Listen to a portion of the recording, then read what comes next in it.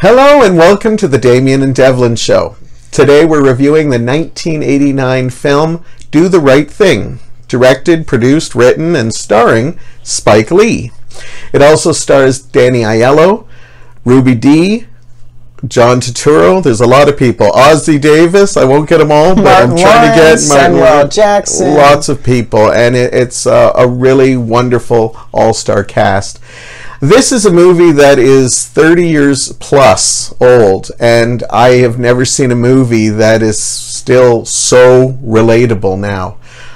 This movie mirrors a lot of what's going on in the US, and this movie is as timely as ever. Like, the movie may feel like it's from the late 80s, early 90s, but this movie you can watch and still get a lot out of it because it is so it's so timely right now. Timely, impactful. There are a lot of things that can be said about this movie. Something that can be stated as fact is that Devlin and I had never seen this before going into it, and we just thought, you know what a great way to introduce ourselves to a movie is just to watch it. And little did I know, little did you know that, yeah, this movie came out in '89, which is 31 years ago, and obviously the fashion, the music has changed over the past 31 years, but take all of that away and you've got a movie that's set in modern day. That's how impactful, how important this movie is. This is a movie I've always wanted to see, but unfortunately, with the amount of movies out there, and I kind of feel bad that I didn't see it sooner. And I'm kind of really hoping that I get some people out there interested in seeing this movie, because I think it is an important film. For those of you who don't know anything about this movie, it's basically a movie that takes place in one little neighborhood, and it takes place through the course of 24 hours. There's a major heat wave, and it's in a mostly predominantly black neighborhood, but there's also little side Hispanics, Koreans, Italians, a little bit of everybody. But it takes place on a day that's really hot, and as the temperatures continue to grow, there's a lot of tensions. Yes, tensions, angers, emotions in general. Yes. And that's the best way to solve it.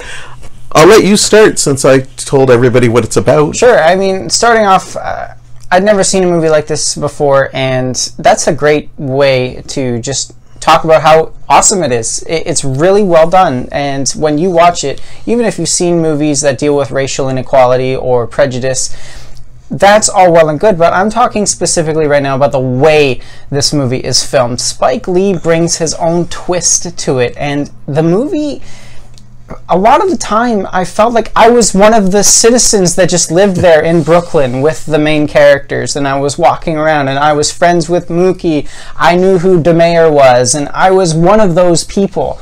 And I think that's really a great way to just grasp you as the audience member right into the movie and make you feel like this is happening to you as well. The characters are all unique, they're all really well written, and they all stand out in my opinion. And I found myself endeared to pretty much all of them. There were things that I liked, but I didn't like about Mookie. There were things that I liked about Sal, and there were things that I didn't like about Sal. And that just goes to show you how well the characters are written, on top of just how the movie is stylized. The camera shakes at certain times, it zooms in kind of like a music video at points. It's really unique, and I have to give credit to Spike Lee for his artistic flair on this. Yeah. I've seen one movie of Spike Lee's before. It was Miracle at St. Anna, and it is nothing like this at all. Yeah, I agree. And besides the wonderful characters, the neighborhood itself is a character. The heat, yeah, the temperature is a character, because you can see how he uses it all in the way he directs this film. And we'll hit his writing first, because there's so much I want to talk about, but I know we only have a certain amount of time.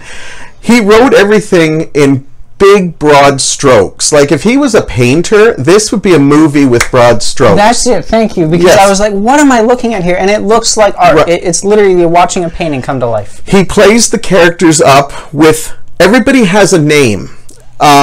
it's almost like everybody has a nickname. You're not even sure if that's their name, but everybody in the neighborhood knows them as those people. Demare, Mookie, Smiley, Mother, Sister, you know, Dick, Willie.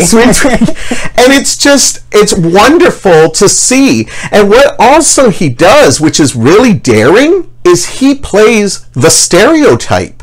He makes all these people stereotypical to the point where you're like, at first it's jarring because it's almost like you're watching like an animated cartoon or something, but then the characters start showing up, and then you're like, oh, well, I know their names. We've watched movies where we've said, I don't know who these people, Yep. we knew these people after a while, Yep. but nobody had last names, and everything is very broad.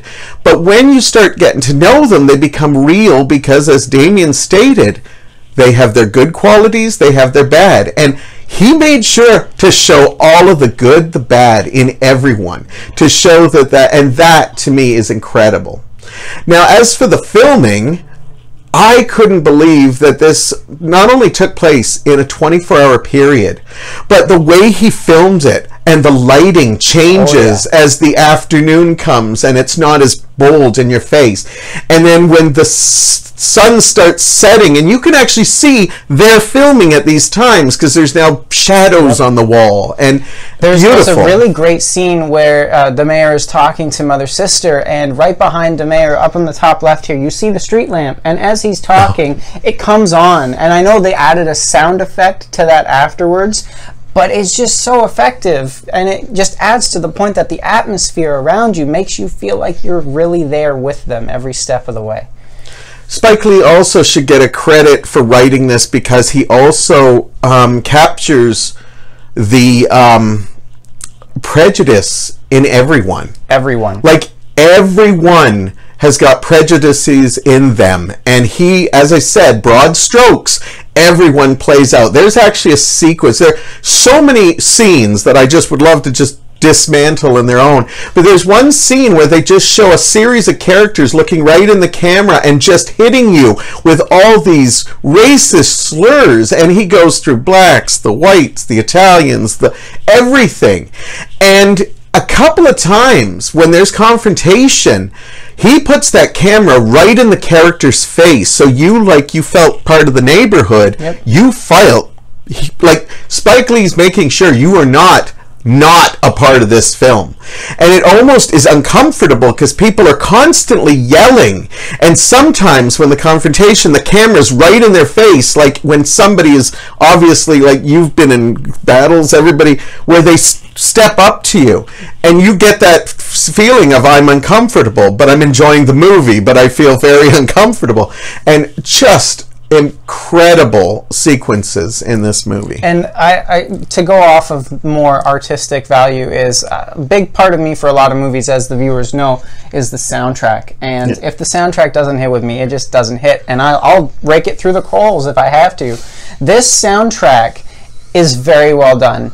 It hits all the high notes, it hits the energy, it hits the somber moments, and I think it just brings everything all together in that emotional impact, because obviously, yes, you can watch a scene and you strip the music away, it's still an impactful scene, but when you throw the right music in there, it is even more so. And Spike Lee, again, with the way that he uses the music in this, is just phenomenal. And of course, obviously the people that have seen this movie knows that there's that very famous Public Enemy song that's in there, Fight the Power.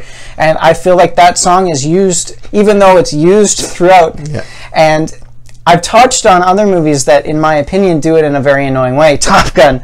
But this one is used very effectively, and I never felt annoyed with the fact that I was hearing this song constantly, because A, it makes sense as to why I'm hearing it constantly, and B, it's just a narrative purpose, and it adds more impact to the scene that it's being heard in. And since you dealt with the Fight the Power, I will deal with that. There's little moments where they just take a breath. You may have had some confrontation, you may have just had yelling. There's yelling even when they're not having confrontation. But what I also liked was there's a little bit of moments where they threw in a little bit of light jazz. And I liked that. There's actually a scene, and I would love to sit down and talk to Spike Lee if he planned this. But remember, we're being bombarded with how hot it is, how hot it is. And there's a scene where they're just showing Mookie walking to his his apartment, and basically you see just life going on, just the normal stuff, and you're hearing some little bit of jazz, and then if you actually look closely, you see a tree, and there's a breeze going through that tree, and I was interested by that. I don't know, and that's what I loved about this movie. Little things I kept thinking, did he do that on purpose? Because they're making it sound like there's nothing, but it's almost like every once in a while, and when he slows down the plot a bit, which doesn't happen often, it almost feels like that breeze. And I almost thought, was that a mistake? Because they're saying it's so hot. The other thing Spike Lee does with music is that he uses it as how people love their music. And there's a scene where there's two people fighting with their ghetto blasters. One's playing Latin music, one's playing Fight the Power, I believe, or that album, and they just up it. And so he even uses even music in this neighborhood can be used as a weapon, as well as something that makes us proud. And another brilliant thing that Spike Lee came up with. Yeah, and touching on the script and the plot points and all that, one thing I really did like is that at the end of the day, there's no winner, there's no loser, and even though there's a major plot point that happens near the end of the movie, and that plot point itself is what we are talking about when it comes to being very relevant in this day and age, after it's completed, the neighborhood just comes back together and life goes on, and you'd think like, oh hey, we just ruined your life in this way, you get what you deserve. But no, that's not what it is. They still treat each other with respect. They still treat each other like human beings, and they seem to understand one another. And that's the whole point, I think, that Spike Lee is trying to make, is that yes, we're different, but we need to accept that we're different and just respect one another as human beings and help each other when we're down. And I think this movie is very effective in doing that. It ends with two beautiful quotes, one by Dr. Martin Luther King Jr. and then one by Malcolm X. And they are both talking about the same thing, but it just shows you each of them, even though they are so well respected and legendary in their own rights, they were different, and they had vastly different views on the same subjects. But at the end of it, it shows a picture of them standing together, smiling and laughing because they respect one another and they respect their differences. And that, I believe, is what boils down. There is no hero, there is no villain, it's just people living their lives. And yes, there's prejudice, but it's just shown that people are people, and when you boil it down, we're good to each other, and we should be good to each other. That's what I got from it anyway. Absolutely, and I think I was telling you, we try not to talk too much about the film, but this movie is simply love and hate, and there's a scene where this guy has rings that says love and hate, and because this movie, we might be talking, this is a comedy drama, they mix a little bit of everything, and that scene is so ridiculous, but when it boils down to it, that's what the movie is truly about. It's just that's the way he interprets it, and then other people do. There's also another thing I like. There's moments where there's also not only just racial tensions, there's also generational tensions in this. The older looking down at the younger, you're lazy, you're this, but the younger also looking down like, I don't care what you've been through. And I think that is what I got mostly out of this film. What happens is everybody talks about how we need discussion, and we totally do. We will never get to a place of love and peace if we don't sit down and talk. But while we're too busy reacting to every small little thing, and I think Spike Lee was smart to make it about such small little things that just grow with the heat, that he realizes that there are moments where people are just not listening.